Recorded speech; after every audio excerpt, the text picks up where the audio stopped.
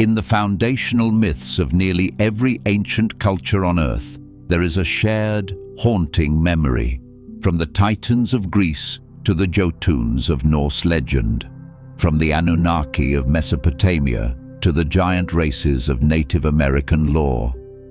Humanity remembers a time when the Earth was walked by beings of immense size and supernatural power. These stories, though separated by oceans and millennia, speak with a unified voice of a primordial age dominated by giants, an age that almost universally ends in a catastrophic, world-altering flood. The Bible is no exception. It gives these beings a name, the Nephilim. In the 6th chapter of Genesis, they appear with breathtaking abruptness, the hybrid offspring of the sons of God and the daughters of men, whose corruption is a primary catalyst for God's decision to cleanse the world with water. The flood comes, the waters rise, and the story seems to offer a clean and absolute resolution. All life outside the ark is extinguished. The Nephilim, the great corruptors, are erased, but they are not. In a single destabilizing verse, buried deep within the Book of Numbers, the entire clean narrative of the flood is thrown into chaos. When the Israelite spies return from the land of Canaan, they report with terror. We saw the Nephilim there. Not beings like the Nephilim, not tall men who reminded them of ancient legends. They claim to have seen the Nephilim themselves, the very race that was supposed to have been annihilated by a global, divine judgment. This is the post-flood paradox, a logical and theological crisis that has troubled honest readers of the Bible for thousands of years. How can this be? If Noah's family were the only human survivors, if the flood was a total reset, how did these specific hybrid beings reappear on the other side of that watery grave? The silence of the canonical text on this point is not a minor detail. It is a gaping wound in the story, a clue that the true fate of the giants and the true nature of the flood is a secret far stranger and more profound than we have ever been led to believe. Faced with the undeniable paradox of the giants' return, theologians and scholars have proposed a number of theories over the centuries, each attempting to patch this gaping hole in the narrative. These are sincere efforts to reconcile the text, but as we will see, each one falls short, failing to account for the full scope of the evidence. They are logical workarounds for a problem that is not, at its core, logical, but supernatural. The first and most common theory is that the Nephilim seen in Canaan were not literal descendants of the pre-flood giants, but simply very tall, intimidating people whom the spies, in their fear, were hyperbolically comparing to the legendary figures of old. This is a safe, rationalizing explanation, but it directly contradicts the text. The spies don't say the Canaanites were like the Nephilim. They say, "We saw the Nephilim there." The language is one of direct identification, not comparison. A second theory suggests that the genetic corruption survived the flood through one of Noah's daughters-in-law. Perhaps the wife of Ham carried a recessive Nephilim gene, which then re-emerged in his descendants, specifically in the line of Canaan. This is a more clever explanation, but it creates a profound theological problem. It implies that God's chosen vessel for preserving humanity, the Ark, was itself contaminated. It suggests that the divine reset was flawed from the very beginning, an idea that undermines the entire purpose of the judgment. A third theory proposes that the flood was not a global event, but a massive, localized catastrophe in Mesopotamia. This would allow for other giant populations in different parts of the world to have survived. While this solves the survival problem, it creates a new one by challenging the plain reading and the vast cosmic scale of the flood narrative as it is presented in Genesis. A final, more fringe theory suggests that there was a second, post-flood incursion of fallen angels, a repeat of the original sin of Genesis 6. But there is absolutely no textual evidence for such an event. The Bible is silent on any second fall. All of these theories share a common flaw. They are all desperately trying to explain how the physical bodies of the giants could have survived or been recreated. They are all stuck asking a biological and historical question. But what if that is the wrong question entirely? What if the key to the paradox lies not in the persistence of their flesh, but in the immortality of their spirits? Perhaps the real question isn't how the giants survived the flood. Perhaps it's what the flood transformed them into. To solve a mystery of this magnitude, a mystery that has stumped theologians for millennia and seems to defy the internal logic of the canonical text, we must expand our investigation. We must do what the ancient gatekeepers of history were so afraid of doing. We must summon the witnesses they exiled. To understand the true fate of the Nephilim, we must open the scrolls that contain the full, unredacted account of the cosmic war, the Book of Enoch and the Book of Jubilees. These are not just supplementary texts to be read for historical curiosity. They are, in this case, the central exhibits in our investigation. They are the documents that claim to record the divine legal proceedings against the Watchers and their monstrous offspring.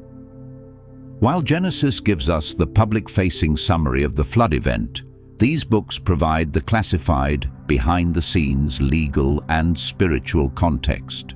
The Book of Enoch acts as the detailed transcript of the divine verdict, recording the exact sentences passed down upon the guilty parties.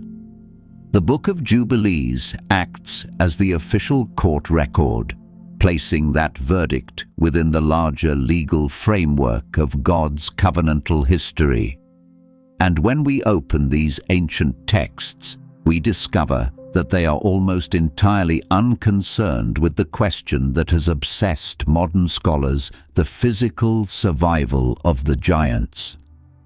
To the authors of these books, the fate of the Nephilim's bodies was a settled issue. They were drowned, destroyed, annihilated.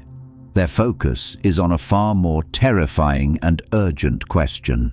The very question we posed at the end of the last chapter: what happened to their spirits? These texts reveal that the Nephilim were a unique and tragic problem for the divine court. As beings who were half angelic and half human, their spirits could not ascend to heaven, nor could they be simply erased from existence like the souls of animals. They were a spiritual anomaly, a class of being that was never meant to exist, and the divine sentence pronounced upon them, a sentence so shocking it was systematically erased from the official record, does not just solve the paradox of the giant's return, it unlocks the hidden origin of the demonic realm itself. The Book of Enoch does not bury its most explosive revelation in cryptic language or vague metaphors. It declares it with the stark, terrifying clarity of a divine courtroom verdict.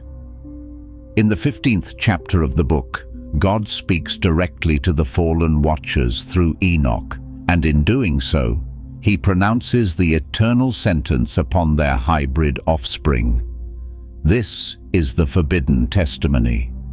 First, God confirms the physical annihilation of the giants. He states that their bodies of flesh will perish in the great destruction. There is no ambiguity here. There are no survivors, no escapees hiding in mountain caves or underground bunkers. The physical threat of the Nephilim was dealt with decisively by the waters of the flood. But then, the verdict takes a chilling turn. God declares that because the giants were born of both spirit from their watcher fathers and flesh from their human mothers, their spiritual nature is fundamentally different from both angels and humans. And then comes the sentence that changes everything. And now, the giants, who are produced from the spirits and flesh, shall be called evil spirits upon the earth, and on the earth shall be their dwelling. Let the weight of those words settle. The Book of Enoch testifies that the disembodied immortal spirits of the dead Nephilim were condemned to remain on the earth. They were not to be imprisoned in the abyss with their angelic fathers, nor were they allowed to find rest. They were cursed to wander the earth as a spiritual plague, a host of malignant, bodiless entities. The text goes on to describe their nature with horrifying precision. Evil spirits have proceeded from their bodies, because they are born from men, and from the holy watchers is their beginning and primal origin. And the spirits of the giants afflict, oppress, destroy, attack, do battle, and work destruction on the earth, and cause trouble. This is it. This is the secret origin story that was erased from the Bible. The demons of the New Testament, the unclean spirits that Jesus confronted in the Gospels, are not, according to this ancient testimony, simply another category of fallen angel. They are the lingering, ghostly souls of the dead Nephilim. They are the tormented, disembodied spirits of the monstrous beings who once walked the earth, and their eternal rage is now directed at the human race from which their mothers came. The flood did not end the Nephilim problem. It merely transformed it from a physical threat into a spiritual one. The verdict in the Book of Enoch is a staggering revelation on its own. It provides a direct historical origin for the demonic spirits that plague humanity. But it also raises a profound and troubling theological question. If these spirits are so malignant, so destructive, why did a sovereign God permit them to remain on the earth after the flood? Why wasn't their spiritual threat neutralized at the same time as their physical one? The Book of Jubilees provides the answer, and it is a scene that is even more disturbing than the original verdict, a story of a divine courtroom negotiation. Jubilees chapter 10 recounts the events in the years immediately following the flood. Noah, witnessing his own grandchildren being tormented and led astray by these same lingering, evil spirits of the giants, falls on his face and prays a desperate prayer. He pleads with God to capture and imprison all of these demonic entities, to cleanse the earth of their spiritual corruption just as he had cleansed it of their physical bodies. And initially, God agrees. The text states that the Lord commanded his angels to bind them all. The great exorcism, the final cleansing, was about to happen. But then, the narrative takes a sinister turn. The chief of these spirits, a being Jubilees calls Prince Mastema, a name synonymous with the Satan of the New Testament, steps forward and makes a legal appeal directly to God.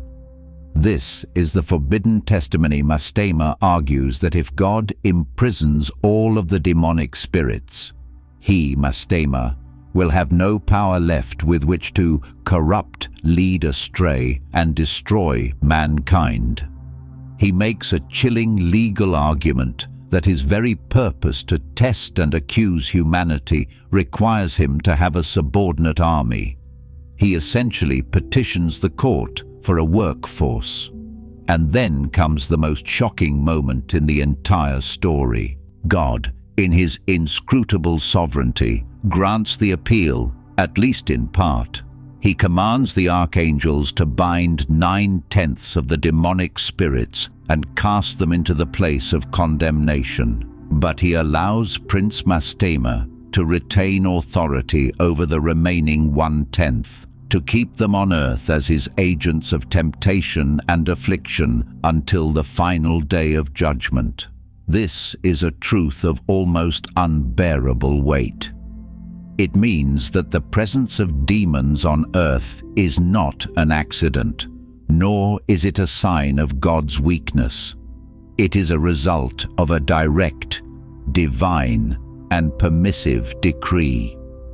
The spiritual war we find ourselves in is not a chaotic free-for-all. It is a legally sanctioned conflict, operating under specific, divinely established rules of engagement. The enemy has been given a quota. Now you understand why this story had to be erased. It is one of the most theologically challenging narratives in all of ancient literature. It presents a God who, for his own sovereign purposes, knowingly allows a force of pure evil to remain active in his creation. It removes the comfortable distance between God's will and the reality of demonic suffering. The gatekeepers, faced with this terrifying vision of divine sovereignty, chose a simpler, safer silence. They hid the story of Mastema's bargain, and in doing so, they hid from us the true, legal, and terrifying reason why the war is still raging. The testimonies of Enoch and Jubilees, describing demons as the disembodied spirits of the Nephilim who operate under a divine permissive decree, might seem like a strange, alien theology to those familiar only with the Old Testament. But when we open the pages of the New Testament, we find that the world Jesus and the apostles operated in is perfectly described by this very framework. The behavior of the demons in the Gospels makes little sense in a vacuum, but it becomes perfectly coherent when viewed through the lens of their Enochian origin. Consider the famous account of the demon-possessed man of the Gerasenes. When Jesus confronts the legion of spirits inhabiting him, their first reaction is terror. But what are they afraid of? They cry out, "Have you come here to torture us before the appointed time?" This is a bizarre statement. Unless you know the full story, they are referencing the very verdict recorded in the Book of Enoch. They know their ultimate fate is to be imprisoned in the abyss with their watcher fathers. But they also know that this final judgment is not supposed to happen until the appointed time. They are terrified that Jesus, the cosmic judge, is about to override the established timeline. Then comes their desperate plea. They beg Jesus not to send them out of the country or into the abyss. Instead, they plead to be sent into a herd of pigs. Why? Because as disembodied spirits of the Nephilim, their deepest torment is their bodilessness. They crave a physical host. This is not just a random act of malice. It is an expression of their fundamental nature, a nature perfectly explained by Enoch. They would rather inhabit the unclean bodies of swine than endure the torment of being disembodied spirits in the wilderness. This framework illuminates countless other details in the Gospels. It explains why demons are consistently referred to as unclean spirits. a term that resonates with their corrupted, hybrid origin. It explains their connection to places of death and desolation, like tombs, the natural haunting grounds for the spirits of the dead. It explains their ability to inflict physical disease, a lingering expression of the destructive power they wielded when they had bodies of their own. The world of the New Testament is not a world of generic, fallen angels. Takiki asanji kitsi. It is a world haunted by the ghosts of the Nephilim.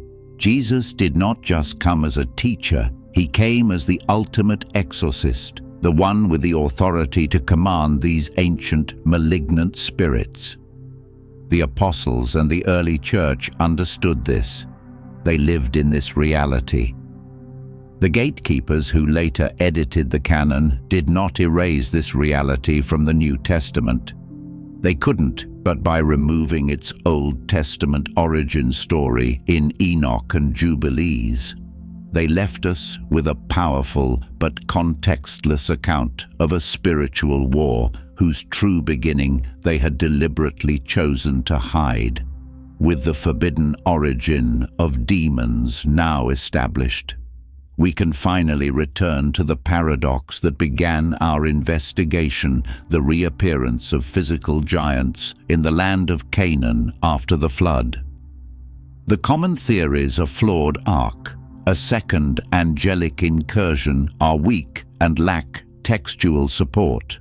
But the Enochian framework provides a new and far more insidious possibility. What if the post-flood giants were not the result of a new act of hybridization, but a direct consequence of the ongoing activity of the newly created demonic realm? Consider the mechanics of the spiritual world we have uncovered.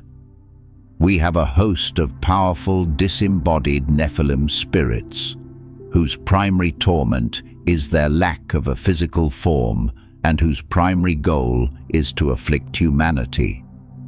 We also know, from both the Bible and ancient texts, that these spirits can possess, influence, and manipulate human beings. This leads to a chilling hypothesis. What if these powerful, ancient spirits, the ghosts of the giants, could do more than just cause sickness or madness? What if, by possessing or influencing a specific human bloodline over generations, they could begin to manipulate and corrupt that lineage's physical DNA? What if they could trigger latent genetic markers or cause epigenetic changes that would, over time, begin to reproduce the very gigantism that characterized their own former bodies? This theory suggests that the post-flood giants, the Anakim, the Rephaim, and Goliath himself, were not the result of new angels mating with women. They were the result of demonic possession and generational genetic manipulation. The corruption was no longer coming from the outside in, it was working from the inside out. The disembodied spirits of the Nephilim were, in effect, attempting to rebuild their own physical forms by hijacking and twisting human bodies. This would explain why the command to utterly destroy these giant clans in the Old Testament was so absolute. It was not an act of simple ethnic cleansing. It was a command to perform a spiritual and genetic fumigation. The Israelites were not just fighting tall warriors, they were fighting a demonic infestation that had taken root in the very DNA of the people of Canaan. This is a far more terrifying reality than a simple second fall of angels. It suggests that the enemy's strategy had evolved. He no longer needed to send his angels. He could now use his army of earthbound demon spirits to continue his ancient project of corrupting the human race from within. The reappearance of the giants was not a sign that the flood had failed. It was a sign that the war had simply entered a new and far more intimate phase. The story of hybrid beings, their destruction, and their lingering spiritual influence is not a uniquely Judeo-Christian concept. When we cast our investigative net wider into the foundational myths and legends of cultures across the globe, we find the same story being told over and over, albeit through a different cultural lens. These are not borrowed tales. They are the fragmented, shared memories of a universal, prehistoric trauma. Consider the mythology of ancient Greece, the stories of the Titans, a race of powerful semi-divine beings who ruled the earth before the Olympian gods, are well known. But less known is what happened to the offspring of the gods and mortals, the demigods and heroes like Heracles or Perseus. In many traditions, after their physical deaths, the spirits of these powerful half-human beings did not simply go to the underworld. They became daimons, a Greek word from which we get our word demon. These were powerful, intermediary spirits, neither fully gods nor fully mortal, who could interact with, influence, and sometimes possess human beings. This is a startlingly precise parallel to the Enochian account of the Nephilim spirits. Look to ancient Mesopotamia. The Epic of Gilgamesh, one of the oldest written stories in the world, speaks of its hero, Gilgamesh, as being 2/3 god and 1/3 man, a clear reference to a hybrid being of immense power. The Sumerian and Babylonian pantheons are filled with stories of minor deities, monsters, and spirits born from the union of gods and mortals who continue to meddle in human affairs, travel across the world to the Americas. The ancient legends of the Maya and the Aztec speak of a previous creation of humanity that was destroyed by a great flood because they had angered the gods. The myths of many Native American tribes are filled with accounts of races of giants who were both powerful and corrupt, and whose malevolent spirits are still believed to haunt specific mountains and valleys. This global pattern is not a coincidence. It is the signature of a shared, deeply traumatic memory. The specific names change: Nephilim, Titans, daimons, but the core components of the story remain the same. A primordial time when divine and human realms intersected, the creation of a powerful hybrid race, a catastrophic event, often a flood that destroyed their physical bodies, the persistence of their spiritual essence as powerful and often dangerous. Spirits that continue to influence the world. These global myths are the scattered, fossilized remains of the same historical event that Enoch and Jubilees record with such clarity. They are the corroborating testimony from the rest of the human family. A collective whisper from across the ages that a great and terrible crime was committed at the dawn of time, and that we are still living with its ghostly consequences. With the evidence from Enoch, Jubilees, the New Testament, and global mythology converging, the case is clear. The Nephilim were not just giants, they were the genetic origin of the demonic realm. The flood did not end the threat, it transformed it. The key question, then, is why this foundational truth was erased from the Bible we hold today. The culprits were not ancient shepherds or prophets. They were the demon simplifiers, the theologians, scribes, and church fathers of the post-apostolic era. As Christianity began to spread and seek acceptance in the Greco-Roman world, It faced an existential challenge: how to present a faith that was both profound and intellectually respectable in a culture steeped in sophisticated Greek philosophy. The problem was that the Enochian cosmology, a world of watchers, hybrid giants, and disembodied spirits, was too messy. To the Greek philosophical mind, it sounded like crude, mythological folklore, similar to the myths of Zeus and the Titans. To the demon simplifiers, these concepts were a distraction from the core message of a single, rational, sovereign God. They needed to streamline the theology, making it less supernatural and more rational.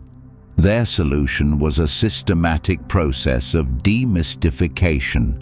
They needed to present evil as a purely theological problem, a rebellion of free will, rather than a physical and historical reality of spiritual beings breeding with humans. They shifted the origin of demons away from the strange, biological account of the Nephilim. They simplified the story by focusing solely on Lucifer's rebellion. In this new, tidier narrative, all evil spirits became simply fallen angels, beautiful, celestial beings who chose pride over obedience. This version of the story was far more palatable to the rational mind. It was a clean, philosophical explanation: angels sinned and were cast out. But in their simplification, they committed an act of profound censorship. They obscured the true nature of the demonic forces.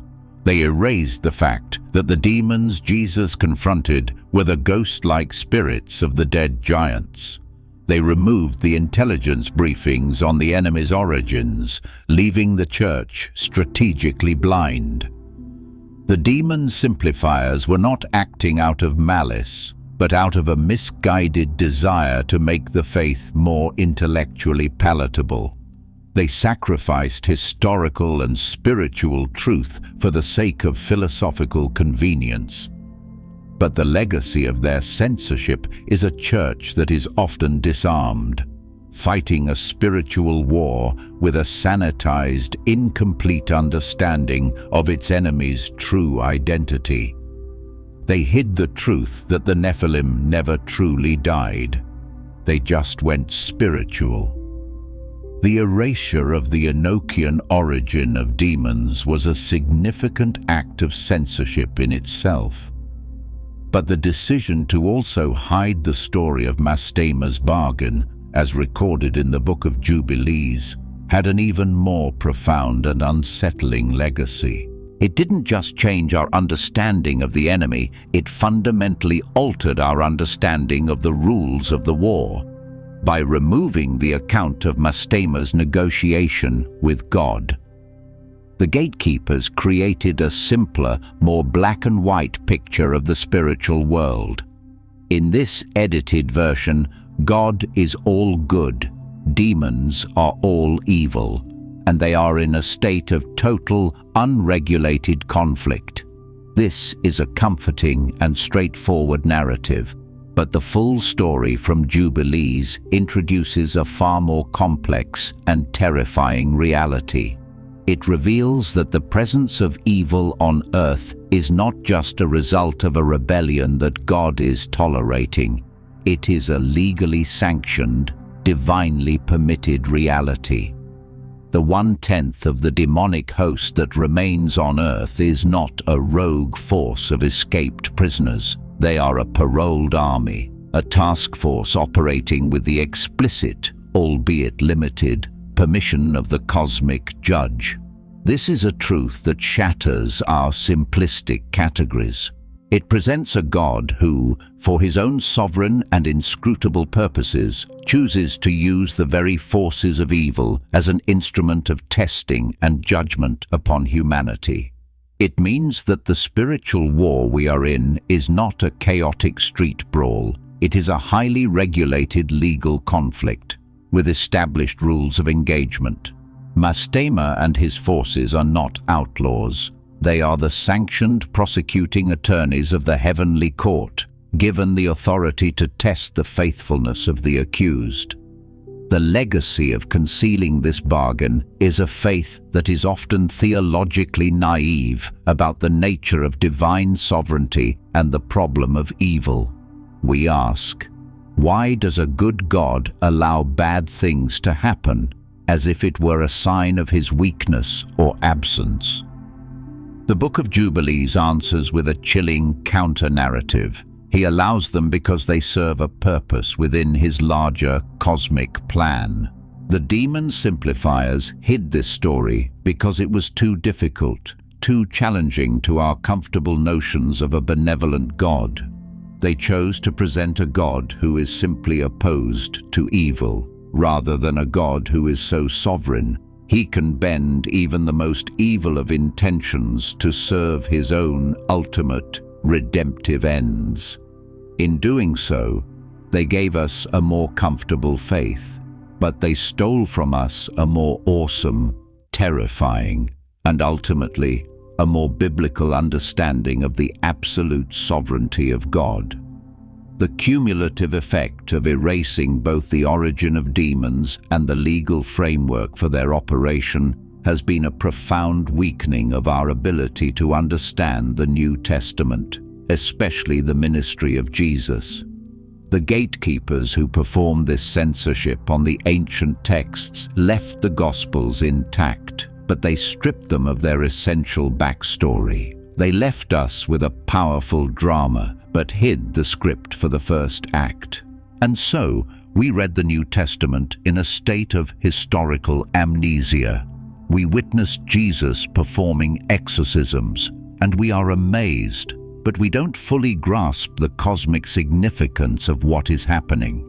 When Jesus confronts the legion of demons in the Gerasene demoniac, we see a miracle, but we fail to understand that he is confronting the very same ancient, disembodied Nephilim spirits that once corrupted the entire world. His is not just an act of healing, it is an act of cosmic warfare, a reclaiming of territory from an ancient occupying force.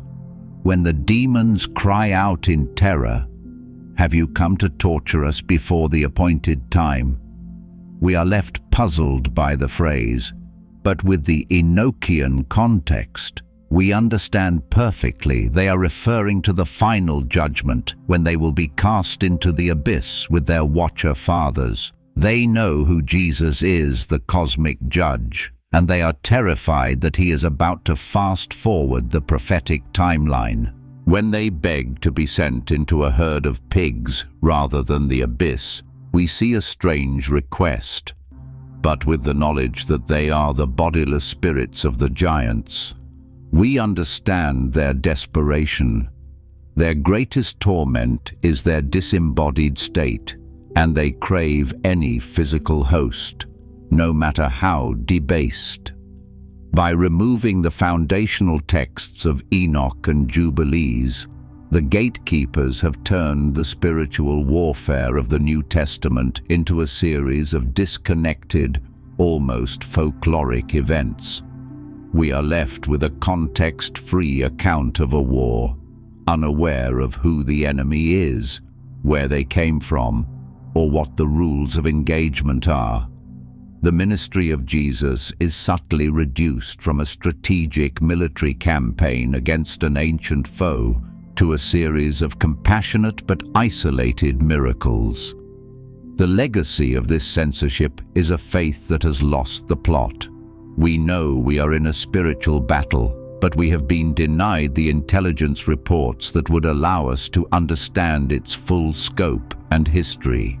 We have been given the story of the victory, but we have been forbidden from reading the full account of the war that made that victory so necessary and so profound. The censorship of the ancient scribes was remarkably effective within the narrow confines of the biblical canon. They successfully erased the names and the explicit history of the Watchers and the Nephilim.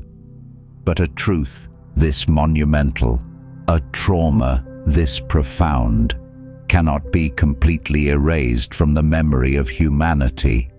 It leaves echoes, it leaves fingerprints. And we find those echoes scattered across the globe, carved in stone and preserved in the myths of cultures that had no direct contact with the Hebrew scriptures. Consider the megalithic structures that dot our planet. The massive, precision-cut stones of Baalbek in Lebanon, some weighing over 1,000 tons. The impossible angles and interlocking blocks of Puma Punku in Bolivia. The sheer, inexplicable scale of the pyramids of Egypt. Mainstream history struggles to explain these architectural marvels, often attributing them to primitive peoples with primitive tools, a solution that defies both logic and physics. But what if these structures are not the work of early humans alone? What if they are the lingering physical evidence, the architectural fossils, of the very beings the Book of Enoch describes, a race of giant, hybrid beings, possessing the supernatural knowledge of their angelic fathers? In this light, these megaliths are not mysteries, they are testaments. They are the silent, stone witnesses to the reality of a lost chapter in our history, a time when giants literally walked the earth. The memory was also preserved in myth. The stories are shockingly consistent across cultures. The ancient Greeks told of the Titans, a race of powerful divine beings who were cast into the underworld of Tartarus, a subterranean prison that is a startling parallel to the abyss described in Enoch. They also told of the demigods, the heroic, often violent offspring of gods and mortal women. The Sumerian tablets, which predate the Book of Genesis, speak of the Anunnaki, those who from heaven to earth came, a race of divine beings who intermarried with humans and created hybrid rulers. Hindu mythology is filled with accounts of the Asuras and Devas, divine and demonic beings locked in an eternal war, and their interactions with humanity. These are not isolated fantasies. They are the fragmented, culturally translated memories of the same core event, a time when the boundaries between heaven and earth were breached, when powerful supernatural beings intervened in human affairs, producing a race of destructive hybrids and culminating in a catastrophic judgment. The gatekeepers may have erased the official report from the Bible, but they could not erase the memory from the soul of humanity. And so we arrive at a critical juncture in our investigation. The evidence is on the table. We have the redacted report from Genesis, with its cryptic reference to the sons of God. We have the full, unabridged testimony from the exiled witnesses, Enoch and Jubilees, who name the Watchers, detail their crimes, and reveal the demonic origin of their offspring. We have the corroborating evidence from the New Testament, where the behavior of demons perfectly matches their Enochian profile. And we have the echoes of this story reverberating through the stone monuments and foundational myths of the entire world. The choice is no longer in the hands of the ancient demon Simplifiers. For centuries, their edited version of the story was the only one available, but the buried evidence has been unearthed. The silenced voices are speaking again, and the power to decide which version of reality to accept now rests with you. You can choose to remain in the safe, tidy world that the gatekeepers constructed. You can continue to see demons as a vague, abstract concept, a generic term for fallen angels, with no specific origin or history. You can continue to see the spiritual battle as a simple conflict between good and evil, a philosophical struggle with no names, no faces, and no clear backstory. Or you can choose to accept the full, unredacted intelligence report. You can choose to look your enemy in the eye. This is not a choice to embrace a more complicated myth. It is a choice to embrace a more coherent and biblically grounded history. It is a choice to understand that the evil we face is not an abstract concept, but a specific and ancient foe with a name, a history, and a clear motive. To know the story of the Watchers and the Nephilim is to move from fighting in the dark to fighting in the light. It is to understand the why behind the spiritual war we are in. The gatekeepers offered you a simplified faith, believing you were not ready for the full, terrifying truth. Now, you have the opportunity to prove them wrong. The choice is yours. Will you continue to fight a nameless enemy, or will you dare to learn the name of the foe that was erased from your briefing? To learn the forbidden origin of demons is not merely an intellectual exercise. It is a profound act of spiritual rearmament. It is a declaration that you are no longer content to live in the demystified, sanitized version of reality that was curated for you. It is a choice to see the world as the biblical authors, the apostles, and Jesus himself saw it as a battlefield in an ancient, ongoing cosmic war. This knowledge is not meant to inspire fear, but to foster a sober and strategic vigilance. When you understand that the source of demonic influence is not some abstract evil, but the lingering, hungry ghosts of a hybrid race, the nature of temptation and spiritual oppression becomes terrifyingly clear. You begin to understand the enemy's obsession with the human body, with physical corruption, and with the perversion of the created order. This is the invitation to begin rereading your Bible and your world through this restored, ancient lens. See the command to destroy the giant clans in Canaan not as a cruel act of genocide, but as a necessary act of spiritual fumigation. See the exorcisms performed by Jesus not just as miracles of healing, but as strategic victories, acts of liberation that reclaim human territory from an ancient occupying force. Let this truth change the way you pray. Your prayers against evil are no longer aimed at a vague, shadowy concept. They are aimed at a specific, historical enemy with a known origin and a predictable nature. Let this truth change the way you view sin. It is not just a moral failure. It is an act that can open a door, an invitation to ancient, predatory spirits who are constantly seeking a foothold. The gatekeepers hid this truth because they feared it would complicate the faith. But the reality is that it clarifies everything. It provides the missing context that makes the entire biblical narrative, from the flood to the final judgment, a single coherent story of a war and a victory. To acknowledge this battlefield is the first step toward living as a more effective soldier in the army of light. The question we began with was simple. What happened to the giants during the flood? The answer, as we have discovered, is far more terrifying and profound than we could have imagined. Their bodies were destroyed. Yes, but the flood did not end the Nephilim threat.